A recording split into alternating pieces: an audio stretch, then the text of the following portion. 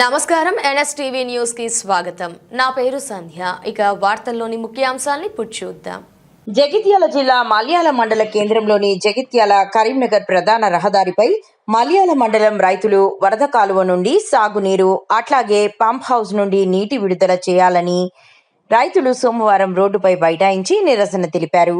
ఈ సందర్భంగా రైతులు ప్రభుత్వం వ్యతిరేకంగా నినాదాలు చేస్తూ నిరసన తెలిపారు. పోలీసులు బందోబస్తు ఏర్పాటు చేసి ట్రాఫిక్ అంతరాయం జరగకుండా చర్యలు తీసుకున్నారు. రైతుల ధర్నాతో కరీంనగర్ జగిత్యాల ప్రధాన రహదారిపై వాహనాలు భారీగా నిలిచిపోయాయి.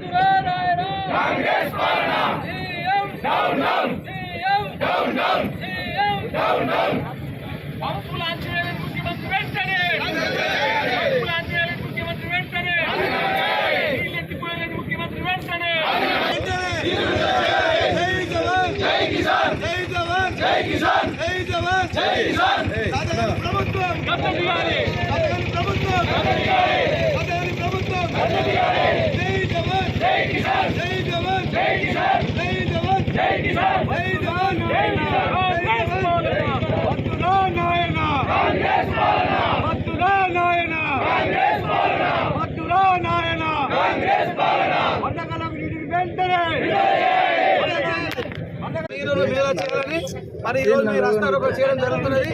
మరి రైతులు మొత్తం వర్షాకాలం నమ్ముకొని గతంలో వర్షాకాలం ఎప్పుడు చూసినా నీరు గోదావరిలో మరి నీరు ఉండేవి. మరి ఈ సంవత్సరం మొత్తము నీరు ఎండకపోయి మోటార్లు తెలియదు. రైతులు మరి నారు అలుక్కొని మరి పొలాలు దున్నుకొని సిద్ధంగా ఉన్నారు. నీరు లేక చాలా మంది రైతులు మరి నాటు వేయలేకపోతున్నారు. మరి చేతగాని ప్రభుత్వము మరి గోదావరిలో కాళేశ్వరం దగ్గర 60,000 క్యూసెక్ల వాటర్ మరి ఈ రోజు వృధాగా పోతున్నాయి. మరి నీటిని మళ్లించి పంపులు నింపి రైతుల్ని ఆదుకోవాలని మా రైతుల పక్షాన డిమాండ్ చేస్తున్నాము. మన మల్యాల మండలంలో రాంపూర్ నుంచి పడితే దాదాపు తాటిపల్లి అవుతారు. 15 కిలోమీటర్ల దూరంలో ఉన్న రైతులంతా దాదాపు 10-15 విలేజ్లు ఈ వర్షాకాలం నమ్ముకొని ఉన్నారు కనుక మరి వర్షాకాలం నీరుంటేనే రైతులు పంట పండించుకుంటారు. మరి పంట పండించుకుంటే రైతులు మరి ప్రజలకు కూడా అన్నం పెట్టే పరిస్థితులు కాబట్టి మరి ఈరోజు రైతులైనదే మరి రాజ్యం లేదు. మరి రైతు గిట్ట కన్నీరు పాలైతే మరి ప్రభుత్వాలు కూలిపోయిన సందర్భాలున్నాయి. ఈ ప్రభుత్వాన్ని కూడా వెంటనే మా మల్యాల మండల ప్రాంత రైతులు అందరినీ కూడా ఆదుకోవాలని మల్యాల మండల రైతుల ఐక్యతకు ఆందోళన విజ్ఞప్తి చేస్తున్నాం. ఈ రైతులను కాపాడవలసిందిగా మేము కోరుకుంటున్నాము. వరదకాలం మొత్తం నీళ్ళు అయిపోయినాయి, మొత్తం ఎండిపోయినాయి. మీరు మీడియా ద్వారా చూడండి, ఇంటెలిజెన్స్ రిపోర్ట్ ద్వారా చూడండి. మోటార్లు కాలిపోతున్నాయి, మొత్తం నాట్లు ముదిరిపోయినాయి. చాలా అరికోస పడుతున్నారు రైతులందరూ. తక్షణమే మీరు విడుదల చేయాలి. లేని పక్షంలో ఆడోళ్ళం మొగోళ్ళం అందరం కలిసి కలెక్టరేట్కు పాదయాత్ర చేస్తాం. మీరు దయచేసి మా రైతులను ఆదుకోవాలని మేము కోరుకుంటున్నాం. జై జవాన్. మల్యాల క్రాస్ రోడ్ వద్ద ఇలా మా రైతులందరం కలిసి పెద్ద మనిషి మా రైతులందరం కలిసి ఇలా రాస్తారోకో ధర్నా కార్యక్రమం చెప్పడం జరిగింది.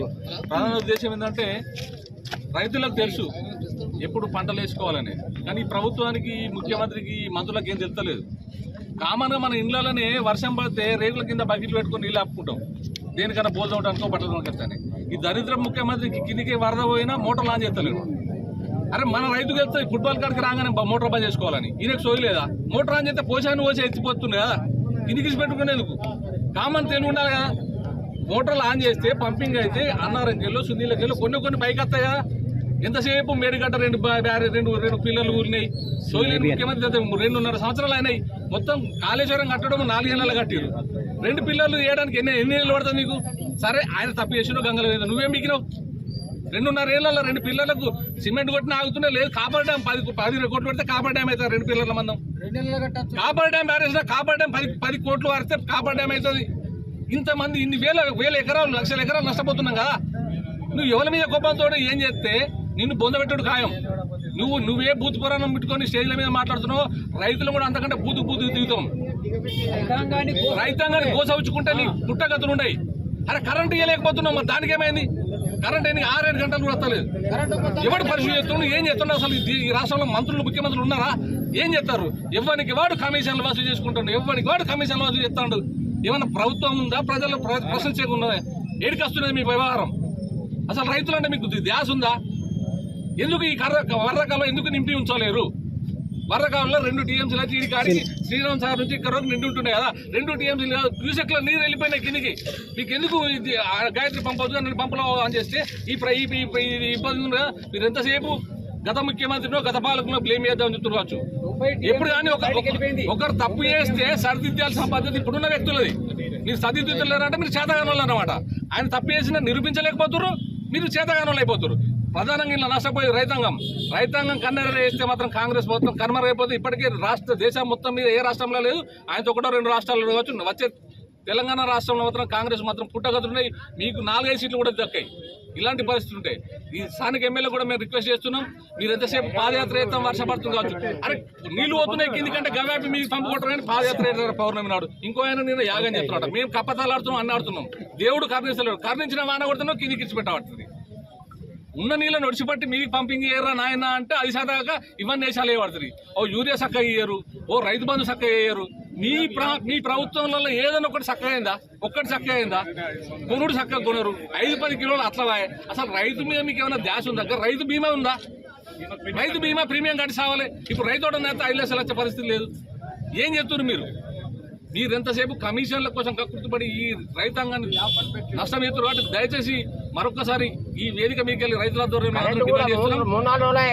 ఈ వారం లోపల వరదకాలకు నీళ్ళు అయిపోతే ఇదే మల్యాల రోడ్డు మీద నుంచి వెళ్ళి ఉండగట్టు కిందికి వెళ్ళి ఖచ్చితంగా కలెక్టరేట్ పాదయాత్ర చేస్తాం, కలెక్టరేట్ ముట్టడి చేస్తాం. తక్షణం అందరం మళ్ళీ నిర్ణయించుకొని వారం రోజుల టైం ఇస్తున్నాం. వారం రోజుల లోపల మాకు వరదకాలకు నీళ్లు రావాలి, కరెంటు ఫుల్ టైం ఉండాలి. మాకు గతంలో ఎట్లా కరెంటు ఉంది అట్లా కరెంటు ఉంది. అందరికి ఆల్ పార్టీస్ కలుపుకొని ఉండగట్టుకి వెళ్ళి కలెక్టరేట్ వరకు పాదయాత్ర చేస్తాం. ఖచ్చితంగా మా డిమాండ్ సాధించుకుంటాం. గతంలో మేము పాదయాత్ర చేస్తాం. ఇదే ఎమ్మెల్యే మేడిపల్లి సత్యంతో కొడిమేలకి వెళ్ళి మేము పాదయాత్ర చేస్తాం. ప్రతిపక్షంలో ఉంటే ఒకటి, అధికార పక్షంలో ఒకటి కాదు. ప్రతిపక్షంలో ఇప్పుడు రైతులు దేవుడు లేరు, ఇప్పుడు రైతులు దయాలయ్యరా. ఏంది రక్తం ఇస్తే వెళ్తారా? రక్తం ఎంత పంటలు అవుతాయా? ఏం మాట్లాడుతున్నారు, ఏం చేస్తున్నారు?